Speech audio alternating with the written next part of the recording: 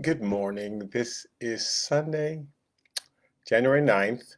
My name is Douglas Griffin. This is my Sunday school class. Um, yes, my Sunday school class.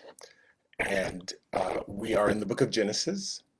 We've been going through Genesis from chapter 1 since March of pandemic year. We are now in chapter 47. I keep to catch us up, to remind us where we are. Joseph's brothers had sold him off into slavery into Egypt. They thought he was dead. And then God worked it out so that there was a famine all over the land, all over the Middle East, a huge famine. So Joseph's brothers ended up having to go to Egypt, and they run into Joseph. They don't recognize him at first. But this is all fulfillment of what God has kind of set up. So Joseph finally recognizes that and go, oh, I was mad that you sent me to Egypt, but I realize this is all part of God's plan. Wish he had learned that lesson. Like, God has a plan. We don't have to have, our plan's not going to work. God's plan is always going to work. So it behooves us to get in line with God's plan, and we'll just be happier. Um, so uh, he realizes, oh, this was God's plan. And he comes up with the revelation that the whole purpose was to spare his family during this famine. I mean, it was a worldwide famine. Well, certainly all over the Middle East. And his his family, which has grown to 70 people at this point, um, would have starved to death if Joseph had not already been there in Egypt. And he figures out, you're supposed to come and live in Egypt for the next 5 years until this famine is over. That's why God sent me ahead of you to save your lives, he says.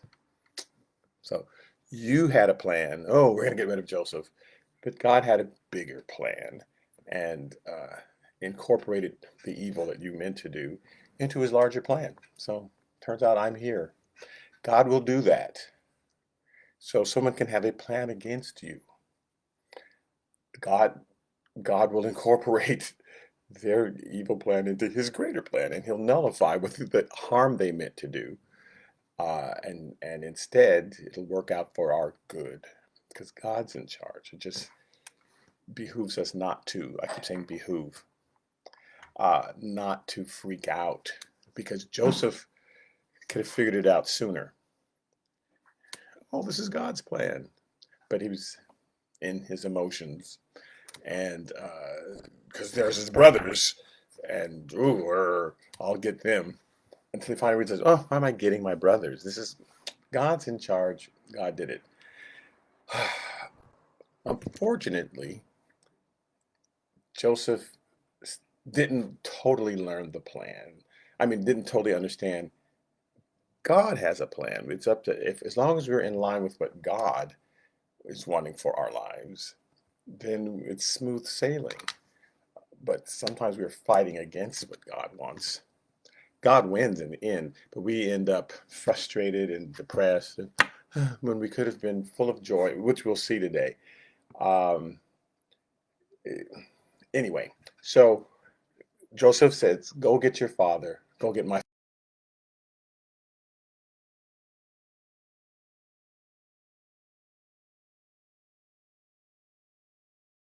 There's all the persons who went with Jacob to Egypt, Joseph's father is Jacob, all the persons who went with Jacob to Egypt, who came from his body, besides Jacob's sons' wives, because they did not come from his body. Jacob's sons' wives did not come from his body. So all the people who went down to Egypt, except for Jacob's sons' wives, says we're 66 persons in all. So that's how many sons and grandkids he had. 66. And the sons of Joseph who were born to him in Egypt were two. So you got Joseph and his two sons, so that's three more. And then including Jacob, it's saying, so all the persons of the house of Jacob went to Egypt were a total of 70. 66 came down, and four were already there, but Jacob's like, they're counting like Jacob as though he was already there. So it really should be 67 and 3, but they have it 66 and 4. Okay.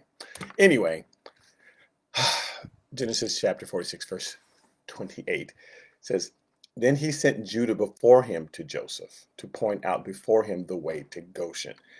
Joseph had already told them, you're going to live in Goshen. That's the plan. I've already got the place picked out for you. Now, this is Joseph thinking he's doing the best for his family.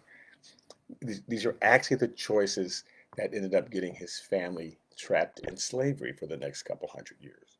But he thinks this is perfect. So Jacob sends Judah before him, go to Joseph, find out where Goshen is, because I've got 70 people here, 66 people here, and we don't want to be traipsing all around Egypt.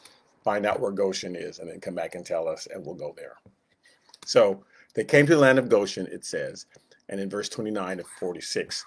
So Joseph made ready his chariot and went up to Goshen to meet his father, Israel, and presented himself to him.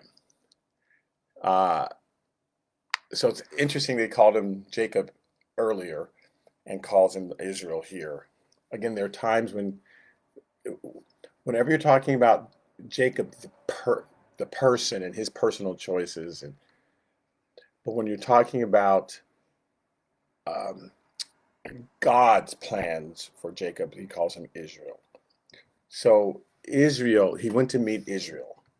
He went to meet him, and went up to Goshen to meet his father, and he presented himself to him, fell on his neck, and wept on his neck a good while, because he hadn't seen his father in 22 years, right? 22 years.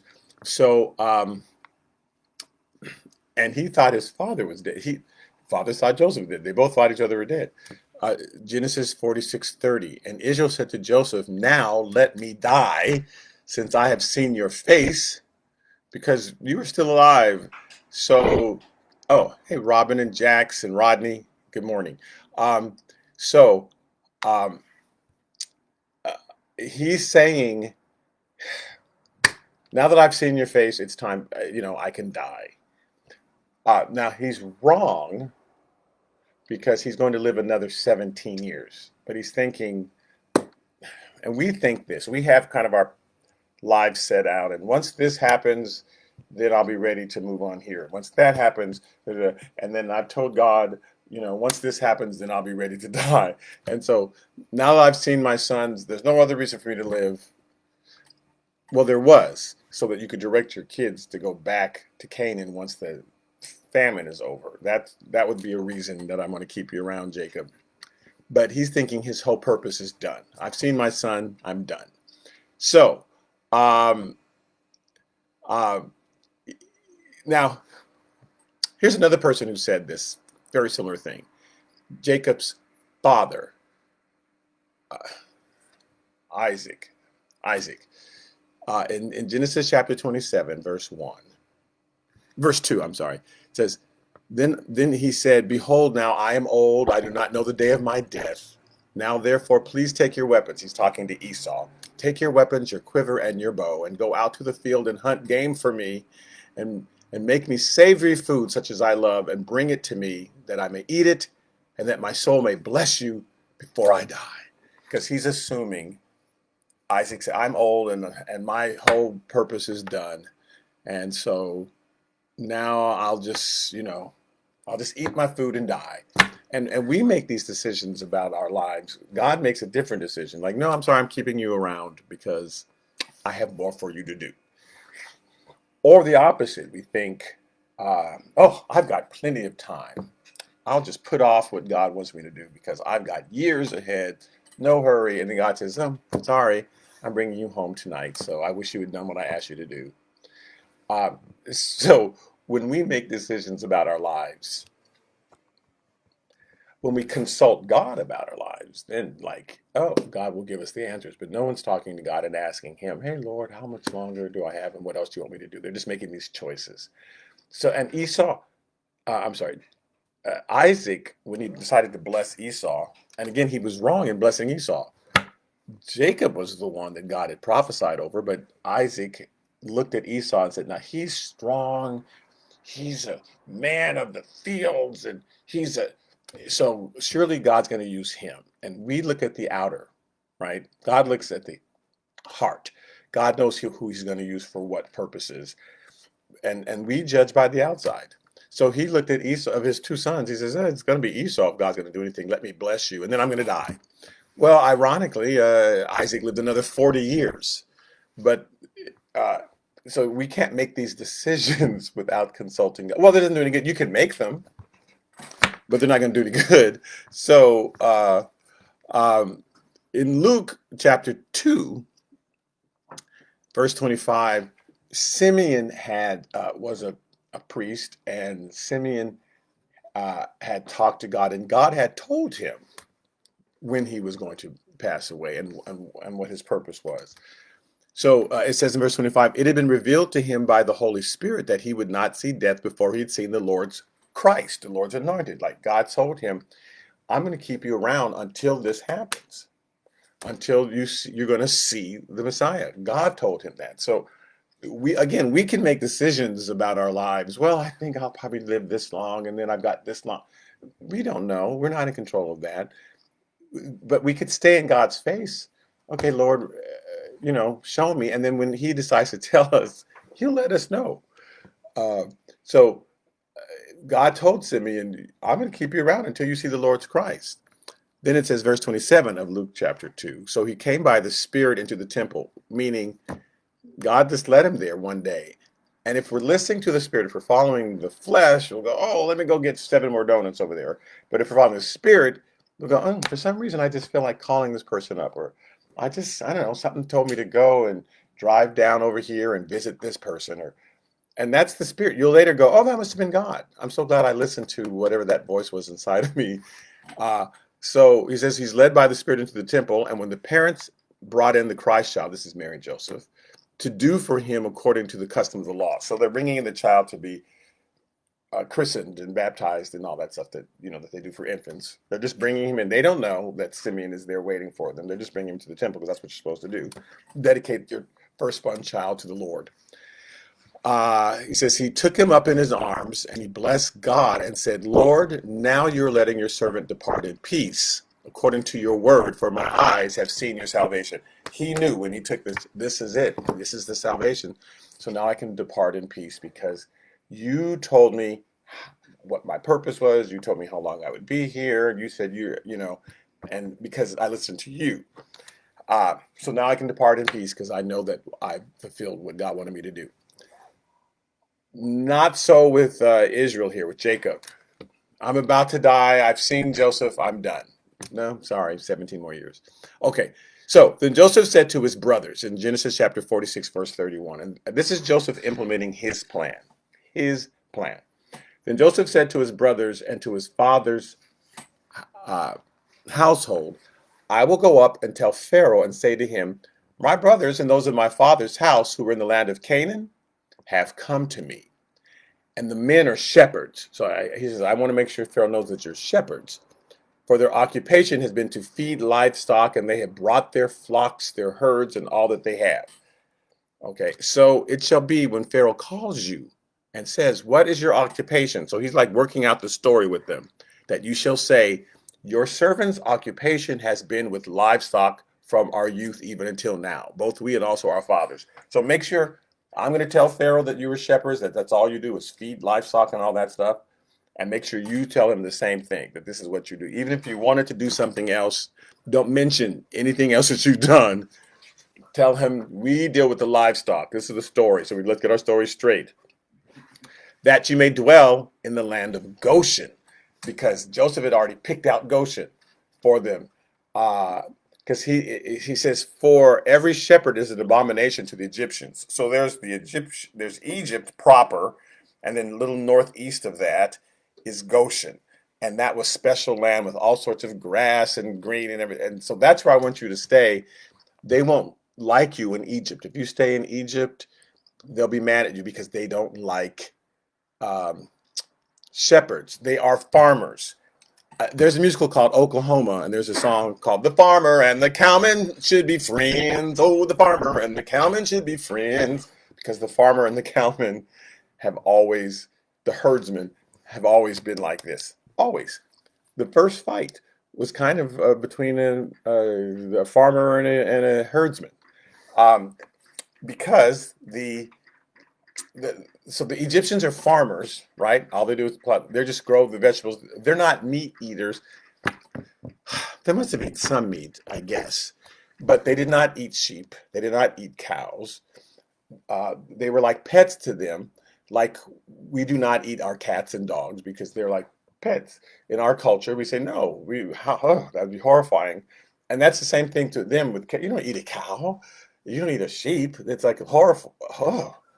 Um, and they uh, uh, and they worshipped them. They made little statues of cats and stuff like that, and cows, and these were their gods. So they farmed. Everything was farming.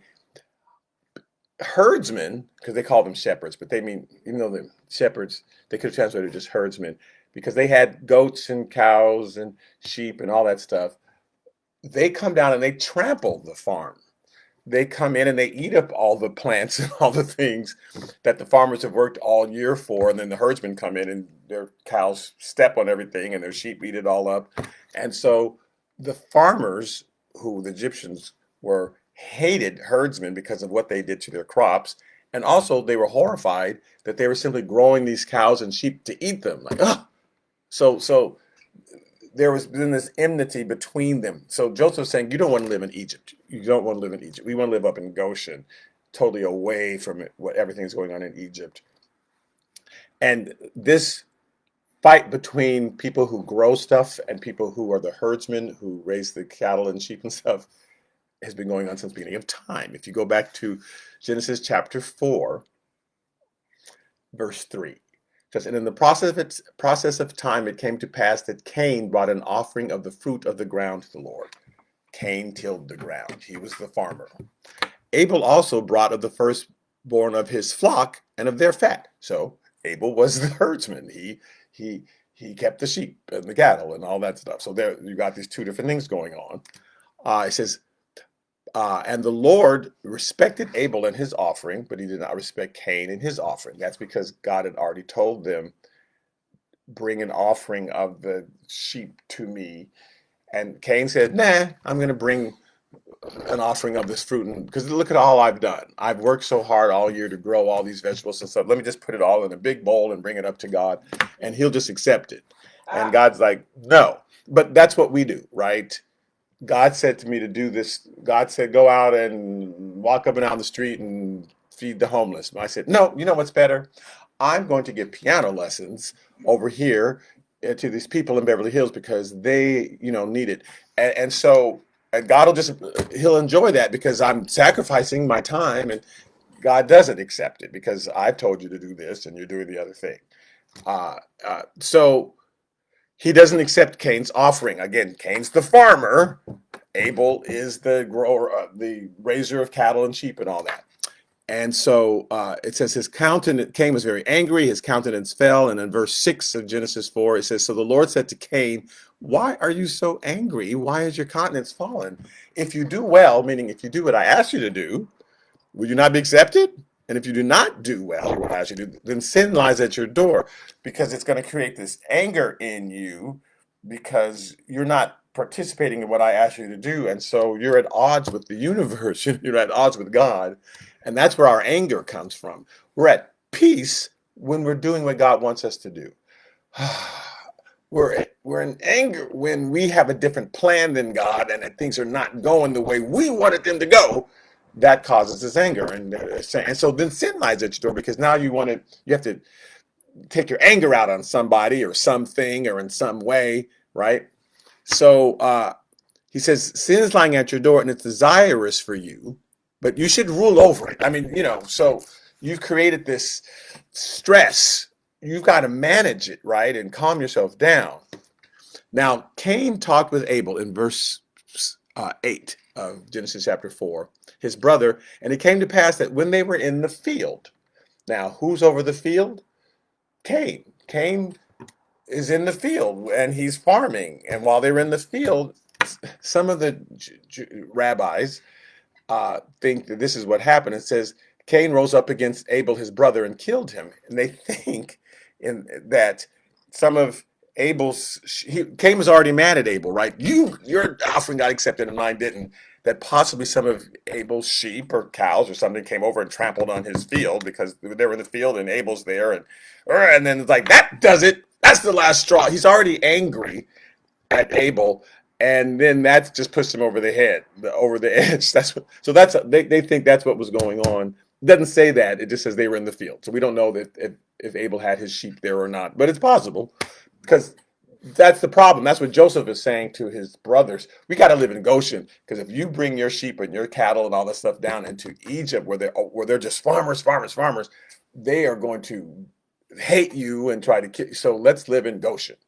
So that's his plan. He's got to talk Pharaoh into it, right? Because we are shepherds and they are farmers, and this is not going to work. Chapter 47, verse 1. Then Joseph went and told Pharaoh. See, Ronnie's probably saying really good stuff, but I don't have time to read it. I'll read it when I'm done. So then Joseph went and told Pharaoh and said, my father and my brothers, their flocks and their herds and all that they possess have come from the land of Canaan, and indeed they are in the land of Goshen. And he took 5 men from among his brothers and presented them to Pharaoh. So he chose 5 of his brothers.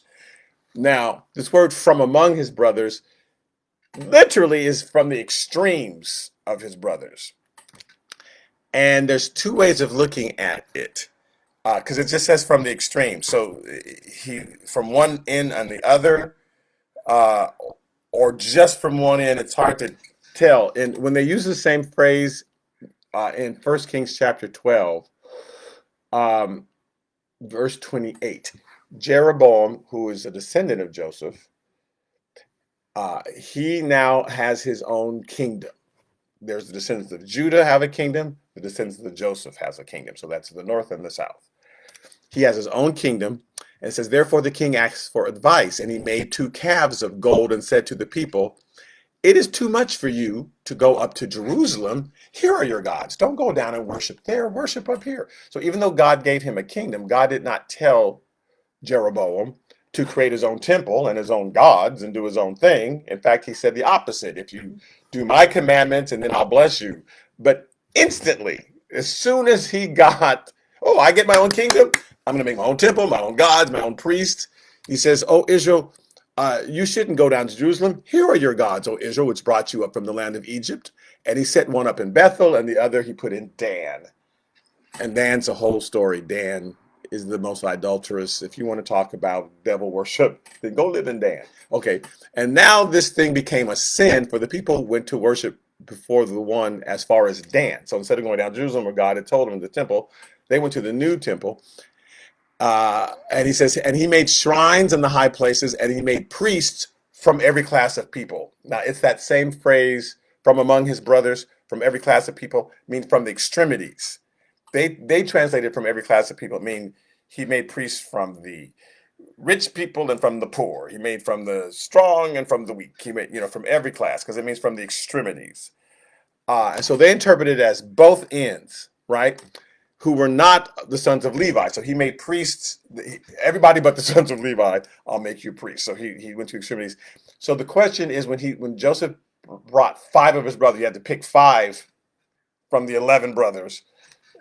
Did he choose the tallest and the shortest, or the youngest and the oldest? It's just from the extremities. Or did he choose just one specific type? And there's another set of rabbis that thinks that Joseph is trying to fool Pharaoh. So he took his meanest, brutish-looking brothers that were the scariest and brought them before Pharaoh. So we'll see why. Genesis chapter 47, verse 3 says, then Pharaoh said to his brothers, what is your occupation? And they said to Pharaoh, your servants are shepherds, both we and also our fathers, because they've been rehearsed by Joseph. We are shepherds. And they said to Pharaoh, we have come to dwell in the land because your servants have no pasture for their flocks, which was true. They were still strangers in Canaan. There was no specific pastures. Your sheep eat up all the grass in one place, and then you go to the next place, you go to the next place. Well, they didn't have a bunch of places to go. They were still strangers and pilgrims in that land. And once the grass ran out in one place, they were stuck. So, and in Genesis 15:13, God had told Abraham this is going to be the case. He said to Abraham, know certainly that your descendants will be strangers and the land is not theirs. So in Canaan, we're just pilgrims. That's what they're, same word. We're pilgrims, we're strangers, we're foreigners. in this land, and so there'll be strangers, then you'll serve someone, and then you'll be afflicted. So these are the three stages. So he's saying, we have been strangers all this time in Canaan, and they're actually saying, so now we want to be your servants. We'll see that's what comes next. So he says this is going to happen for a period of 400 years, from the time that I'm telling you this until the time that I bring you out of this affliction, 400 years. So he says, for the famine is severe in the land of Canaan. That's why we're down here. So now, therefore, please let your servants dwell in the land of Goshen. Let us live here, and we'll be your servants. Let us live here. So they're presenting their case to Pharaoh. I'm reminding you that the Hyksos people, Hyksos, if you want to look up these people, from Syria had come down and moved into Egypt. And after 100 years there, they took over Egypt. And so the Pharaoh that they are talking to is not Egyptian. The Pharaoh they are talking to is actually from Syria. And those people have taken over Egypt. They promoted a lot of Egyptians to high offices, but he technically is not an Egyptian. So he says, we want to dwell in the land of Goshen. That's where we want to live now. And interestingly, Joseph had said, I get God's plan. Once he recognized his brothers and revealed himself to his brothers, he said, you shall dwell in the land of Goshen. David already had his plan, and you shall be near me, you and your children, your children's children, your flocks, your herds, and all that you have. There I will provide for you. So if I can bring you down to Goshen, I'll be able to funnel you money and funnel you stuff, lest you and your household and all that you have come to poverty. For there are still 5 years of famine. So for the next 5 years, it's going to be horrible. Live here during those 5 years. If only they had stuck to that plan. But they're telling Pharaoh, we want to live here. They fought 5 years, but it's like, if you're going to give us permanent land in Goshen, we could just stay here for a long time. Okay, so verse 5, then Pharaoh spoke to Joseph, saying, your father and your brothers have come to you, and the land of Egypt is before you. Have your father and brothers dwell in the best of the land. And he's saying, just look out, and wherever is the best, you decide what is the best. Here's the same offer Abraham made to Lot in Genesis chapter 13, verse 8. So Abraham said to Lot, please let there be no strife between you and me and between my herdsmen and your herdsmen, for we are brethren. Because in their case, they had so many cattle and sheep between them, there was not enough land. That, they're starting to fight between themselves. Is not the whole land before you? This is the same thing that Egypt said, that Pharaoh said to the Israelites, right? The whole of Egypt is before you. So Abraham says to Lot, the whole land is before you. So separate from me. If you take the left, then I'll go to the right. Or if you go to the right, I'll go to the left. So it's your choice. And Lot lifted his eyes and saw all the plains of Jordan, that it was well watered everywhere. This is before the Lord destroyed Sodom and Gomorrah. And it was like the garden of the Lord. It's like, oh, that's the best land. That's the best, right? And like the land of Egypt as you go towards Zoar. So he's saying it is well watered there. It looks just like Goshen. If you go down to Goshen towards Zoar, it's that same great pasture land. God put so many hints in the Bible. It's because it's written by somebody who knows the end of the story. A really good movie has all these setups and these hints so that when you get to the end, you go, oh, it all makes sense now because they did this and they did that. And God puts all this stuff there. So Lot's looking out at Sodom and Gomorrah, saying this is just like how gorgeous it is in Egypt, that same pasture land in Egypt. It says, and then Lot chose for himself all the plain of Jordan, all that whole plain, and Lot journeyed east, and they separated from each other. So he had a choice. I'm going to take that good stuff. And that's why we have to pray. And what we think is the best, I'm going to take that Cadillac. I don't want that Honda, if I had to choose. But then that Cadillac, that brand new 2022 breaks down or blows up and we think, oh man, because we were thinking with our eyes and not our heart. We weren't listening to the Lord, because sometimes God will tell you to take the lesser. Here, you take the bigger piece. Here, you take because I'll just take this over here. but that over there turns out to be the best. I could go to, which school should I go to? Should I go to this university or this little small college?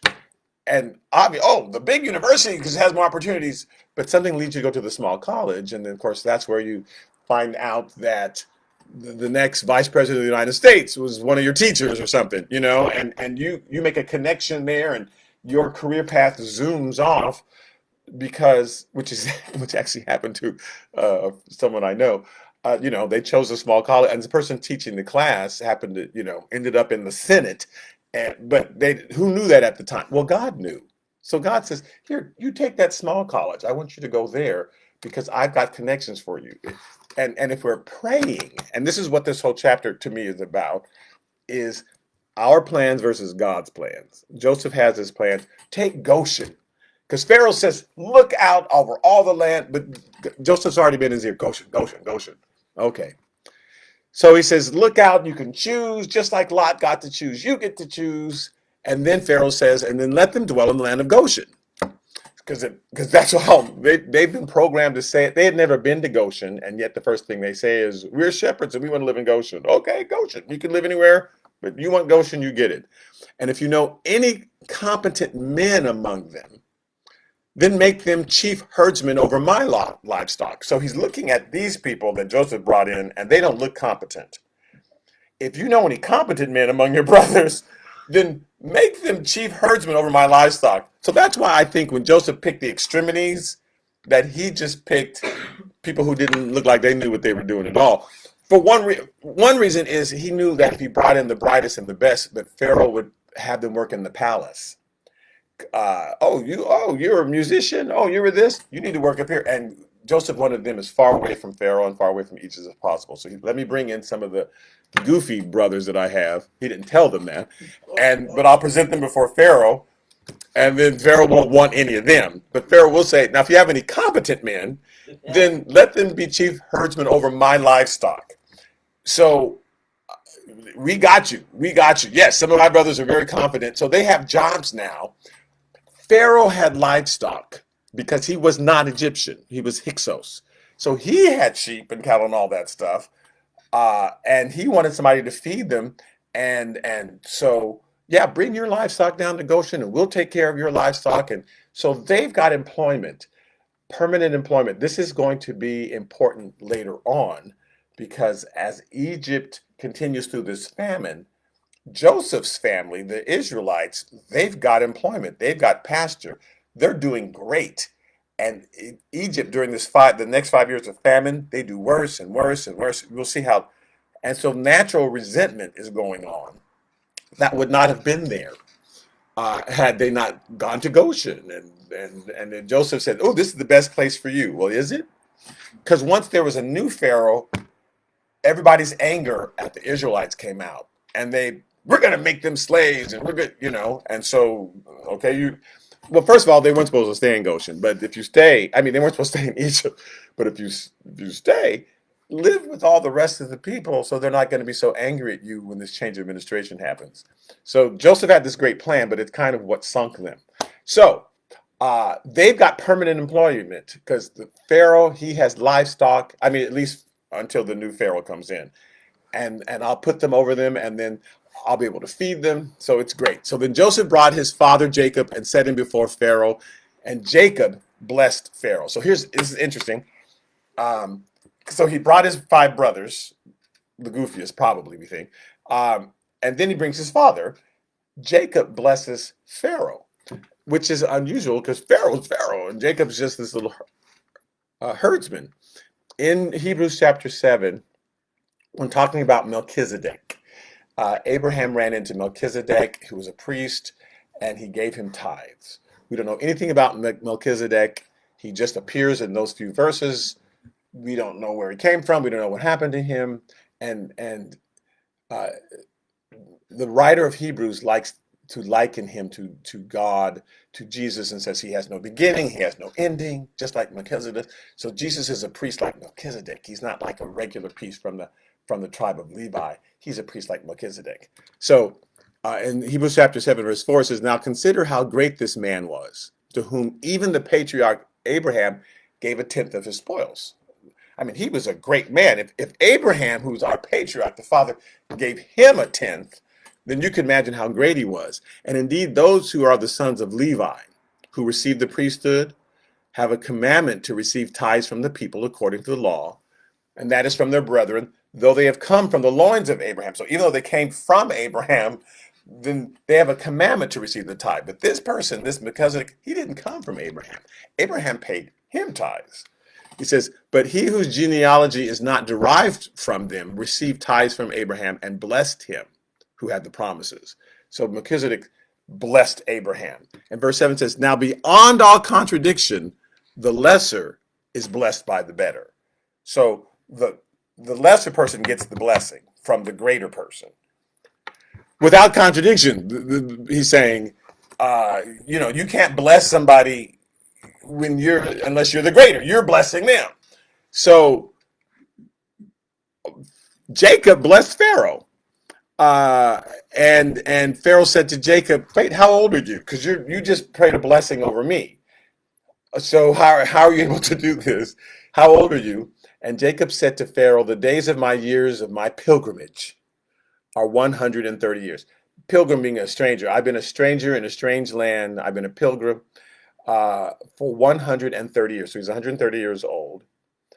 Now, in comparison to his father and his grandfather, he's young. This is the sum of the years of Abraham's life. This is in Genesis chapter 25, verse 7. This is the sum of the years of Abraham's life, which he lived, 175 years. Then Abraham breathed his last and died in a good old age, an old man and full of years, and was gathered to his people, and his sons Isaac and Ishmael buried him. So Isaac and Ishmael were there to bury their father, Abraham, who died at full of years and happy and at 175.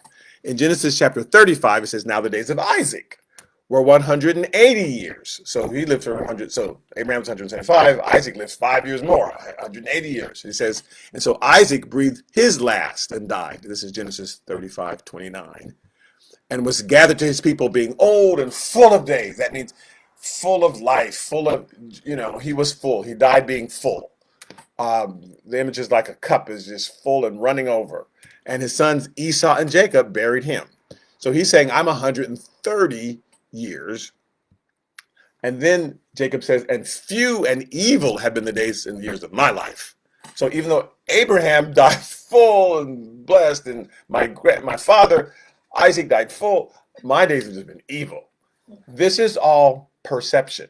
Now, I'm going to go through a list quickly of all the things that Jacob went through, but it's perception.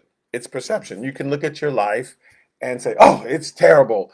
And I've heard people who live in a one bedroom apartment in South Central get up and praise God and talk about how blessed they are. There's a lady at our church who is homeless, and she comes in and she can't wait to get up and testify because God allowed me to see another day. And then I know people who are in 6-bedroom homes who can't wait to sit you down and tell you how terrible their life is every time you talk to them. And it's all perception. It's all perception, right? Because you have a plan and where you think your life should have gone, and it's not living up to what you think, so you're disappointed. But that's what you get for having a plan and not understanding it's God's plan. So Genesis 20. So he says, my days have been few, even though I'm 130, and evil. Okay. Genesis 27:41. So Esau hated Jacob because of the blessing with which his father blessed him. So Jacob got blessed. He wasn't supposed to, didn't need to, but Isaac blessed Jacob. And so Esau hated Jacob because of the blessing with which his father blessed him. And Esau said in his heart, the days of mourning for my father are at hand. He's going to be dead soon. He lived another 40 years. And then I will kill my brother Jacob. Well, God's like, okay, you can say that if you want to wait for him to die. It will be 40 years. You'll be over it 40 years from now. So if you're waiting for your father to die before you kill Jacob, okay. The Jacob like, oh no, Esau's going to kill me. No, he's not. But that's perception, right? And he got himself into trouble because he stole his brother's blessing. That was his fault. He'd already been blessed. God had already decided. We don't have to steal anything from anybody else. God has a blessing for us. You don't have to steal somebody else's blessing. So he put himself in that situation. But he certainly, oh no, Esau's coming after me. Well, he didn't. Okay, Genesis 31:41. Thus I have been in your house 20 years. So he's gone up to Laban. I've been in your house 20 years. I've served you 14 years for your two daughters, right? 7 years for Leah, 7 more years for Rachel, and 6 years for your flock. So it's been 20 total years, and you've changed my wages 10 times. And he kept changing the conditions. I'll give you every polka dotted lamb that's born. And then God made them all polka dotted. Okay, I'm changing. I'll give you every lamb that is born upside down. And then they're all born upside down. And so even though Jacob's like complaining, you've changed my wages 10 times, God always made it work out in Jacob's favor. So that clearly that's perception, because he's complaining. It's been 20 years. Yes, and you ended up with 12 sons. You ended up with a nation. And how is that bad? Yes, 20 years you've been there, and now you have a tribe, and God's about to bless you and make you the father of many nations. But in his mind, oh man, and I ended up with Leah, and I didn't want Leah, and she got this son named Judah, the Messiah is going to come from Judah, and you think that's a horrible thing. Okay, now this is bad. This is bad. Genesis chapter 34, verse 1 through 2. Now Dinah, the daughter of Leah, whom she had borne to Jacob, went out to see the daughters of the land. And when Shechem, the son of Hamor the Hivite, the prince of the country, saw her, he took her and lay with her and violated her. So now that did not happen to Jacob, but that happened to his daughter. And then next in Genesis 34:25, it says, now it came to pass on the third day when they were in pain. Okay, so the brothers came and said, in order to make up for what you did to Dinah, you're going to have to be circumcised. Okay, now we've got these sharp rocks and we're going to circumcise them with you. It's going to hurt for a little while. Just put it, okay. So on the third day, while they were still in pain, that the two sons of Jacob, Simeon and Levi, Dinah's brothers, each took his sword and came boldly upon the city and killed all the males. So Simeon and Levi are crazy and they will kill you. They don't have a problem with it. Simeon and Levi have this interesting trajectory that they go on. Levi ends up becoming a priest, and his descendants become priests and Simeon ends up being like kicked out. And so we're going to follow their trajectory later. But because of this, in Genesis chapter 34, this is how Jacob interpreted this thing that happened to his daughter and this thing that his sons did. Then Jacob said to Simeon and Levi, you have troubled me by making me obnoxious among the inhabitants of the land and the Canaanites and the Perizzites. And since I am few in number, I only have 12 sons, they will gather themselves together against me and they're going to kill me. I shall be destroyed, my household and I. It's so much about me, what happened because of my daughter and how you embarrassed me and you killed those people. And now they're going to come after me and it's me. Because that's how Jacob saw life. He saw it as, it's all happening to me, it's terrible to me, even though that didn't happen to him. And they didn't come after him, and they didn't try to kill him, but that's what he's assuming. He was always ready for the bad thing to happen. This is Jacob. And when you're always ready for the bad thing to happen, you don't notice the good thing that's happening. You ignore it. Well, yeah, I know that good thing happened, but it only happened to distract me until the bad thing happens. And that's just how we perceive life. Some people, right? In Genesis chapter 37, his son is killed. Well, in Genesis 37:33, they bring him Joseph's tunic, and it's got blood on it. And they said, do you recognize this tunic? It says, and he recognized it and says, it is my son's tunic. A wild beast has devoured him, and without doubt, Joseph is torn to pieces. I know that he is dead. Now, he wasn't. And so, but I understand him thinking that. That's not his, but for him, it's just another thing that happened to him, although it happened to Joseph. It's another thing that happened to me. My daughter was violated. That happened to me. My sons did stupid. That happened to me. Joseph, and he's in depression for the next 20 years. Jacob stayed in depression. I've got 11 other sons. They've got grandkids. I could care less. Don't like any of them. Joseph is gone, and I can't take it. Now he sees Joseph. Oh my God, you're alive. And Pharaoh says, how old are you? He says, I'm 130 years, but I've gone through hell, let me tell you. And he can't even be grateful that he's seen Joseph. So here's what also has happened to Israel that he doesn't take into account. In Genesis 28:15, angels appeared before him. He's sleeping while he's running from Esau, thinking Esau's going to kill him, and Esau wasn't going to kill him. So he's running from something that's not real. God appears before him and says, behold, I am with you.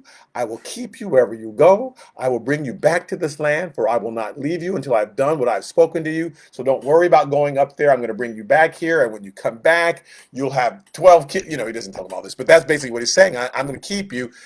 Jacob couldn't remember that. And we don't remember these promises. God makes promises to us. God tells us, but God doesn't say it 49 times. He wants us to believe him and hold on to it and make what he said more important. And I'm telling you, there are people who can remember something that somebody said 20 years ago to them. Oh, I remember that person said, you can't sing. I remember when you said to me, that's stupid. I mean, they will hold on to something for 20 years, for 30 years, for 40 years. People can remember that time that teacher said this, or that neighbor said this, or that person said this, and you said this, but they can't remember what God said to them.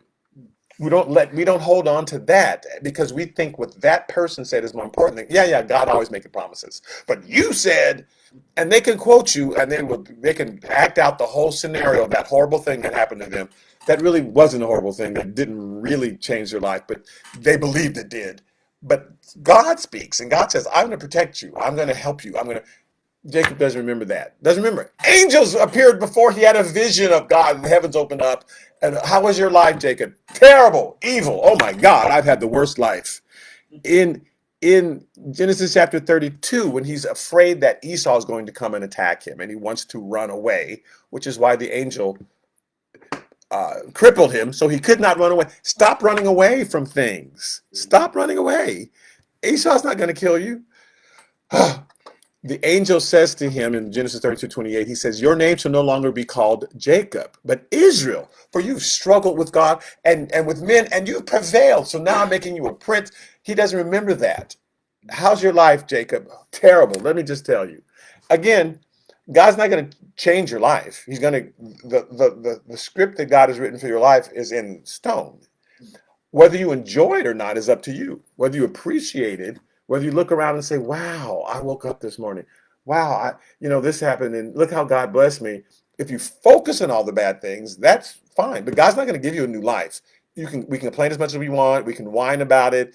Because we're used to it as kids. Oh, I didn't get to go. And then maybe your parents went, oh, okay. Now, those are terrible parents. The ones who said, okay, I'll give in to you, child. Horrible parents. The ones who said, that's too bad. This is what I gave you. You need to enjoy it. Great parents. We didn't think so as a child, but that's where we learn to appreciate stuff. But he's got this and he's got a bigger one than me, but you've got one also, and you've got to learn to appreciate. Fantastic parents, because they're teaching you to appreciate what's in front of you and not always think that somewhere else is better and something else is better. And that's Jacob. Oh, but Esau has, you've got 12 kids, you've got 70 people, you're on your way. What are you complaining about? And your son, here's the biggest thing. Israel said to Joseph, now let me die since I've seen your face, because you're still alive. He finds out his son is still alive. And the next thing he says to Pharaoh is, I've had a horrible life. So he says, what does he say? So few and evil have been the days and the years of my life, and they have not attained to the years of the life of my fathers in the days of their pilgrimage. I mean, look at the incredible things that they did. And, Abraham had a child and Isaac had 2 children. I've had 12, but they've had an incredible life. And you can't even look at his life and see how blessed he is. In Hebrews chapter 11, and again, it says the days of their pilgrimage, verse 13, when the writer of Hebrews is talking about Abraham, Isaac, Jacob, he says, these all died in faith, not having received the promises, but having seen them afar off. God came and said, here's what I'm going to do for you and your children's children. And the Messiah didn't come, but they died in faith, happy because they could see the promises that God was fulfilling in their lives and knew that God was going to do more. And they were assured of them and embraced them and confessed that they were strangers and pilgrims on the earth. They said, this is not my home. I've seen heaven. That's what he's using this as an analogy, saying, you can get caught up into who's got a bigger car or a bigger house or a bigger this or a smaller this or whatever, but this is not your home. God's got a home. We're just here temporarily. We're just strangers and pilgrims. So if you're sitting here competing over earthly things and who's got a better earthly thing, you're crazy because we've got a heavenly Father. So we win. So it's like if you're comparing yourself to what's on earth, then you're always going to lose that battle because someone's always going to have a bigger this or a longer that. But that doesn't, it's also temporary. He says they confess that they were strangers and pilgrims on the earth. For those who say such things declare plainly that they seek a homeland. And truly, if they had called to mind that country from which they had come out, then they would have had an opportunity to return. If they had just kept in mind Egypt, if all you think about is, I could have been in Egypt, then you would have had opportunity to return. Okay, then you need to go back to Egypt. And they tried several times when we follow the history, because instead of looking at what God has ahead of you, we're mourning for what should have been or what could have been. And we're Lot's wife turning around going, oh man, I had such a nice house in Sodom. Let me just look at it one more time. Okay. And that you can't keep looking back, but you have to get looking forward, and you can't be miserable about things in your past that you think should have gone a certain way. We just keep looking forward.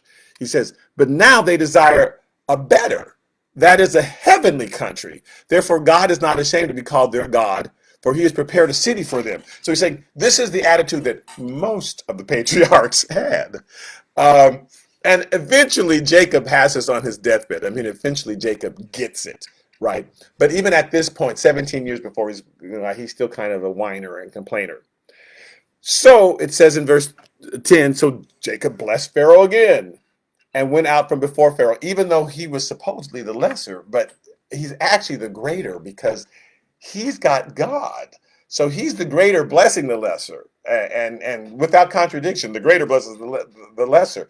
And so Jacob, even though he's complaining about his life, is actually the greater. He's actually, he's in the middle of God's promises. He's in the middle of the race, and God's on his side. He's actually giving God to Pharaoh. Pharaoh's going to learn about, and everybody's going to learn about the God of Abraham, Isaac, and Jacob. It says, so Joseph situated his father and his brothers and gave them possession in the land of Egypt. So my plan is working. I'm going to take you to Goshen, in the best of the land, in the land of Ramesses, as Pharaoh had commanded. So Joseph's plan was working. They're going to be in Goshen. They're going to thrive in Goshen. And this is going to be the best thing for them. And I know it seems that way. And Lot felt the same way. But things are going to turn. And we're going to see in the next chapter the other choices that he made, other choices that Joseph made that put the sons of Israel in jeopardy. All right, thank you so much for listening in. And at 11 o'clock, the service will be, instead of at the church, will be online. So we're not going to the church today. We're not going to Good Shepherd.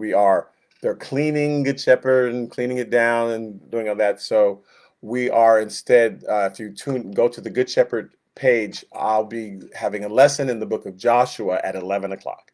Book of Joshua, chapter 7. And everyone else, I'll see you Wednesday, where we're going through the book of John. All right, thank you so much. Save and in live video.